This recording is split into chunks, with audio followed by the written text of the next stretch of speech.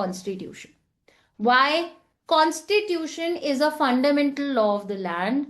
All the legislations are based on that particular law. It is imperative for you to understand each and every provision which is a part of the Constitution.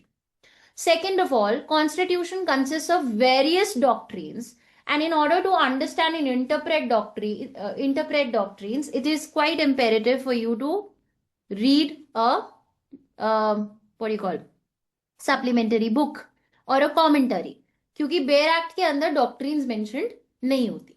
तो constitution एक लौता ऐसा legislation है जिसको आपको supplementary book से पढ़ना चाहिए. ठीक है, लेकिन उसके अंदर भी ऐसा नहीं है कि पूरा का पूरा कॉन्स्टिट्यूशन आप पढ़ रहे हो.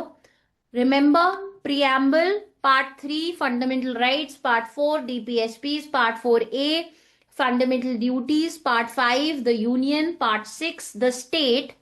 लेकिन स्टेट के अंदर सिर्फ और सिर्फ न्यूमेरिकल्स याद करने हैं. Total number of members in a state legislative assembly, state legislative council, what is the minimum age requirement for you to become an MLA, numbers पे ज्यादा फोकस करना है.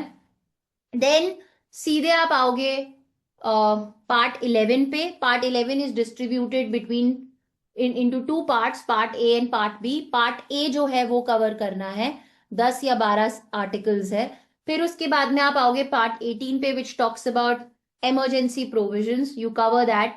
Then you talk about part 20 where you have only one article, article 368, and part 21 where commencement dates are mentioned, so that becomes important. ये parts अगर आप इतना cover कर लेते हो, आपने 90% कॉन्स्टिट्यूशन कवर कर लिया है.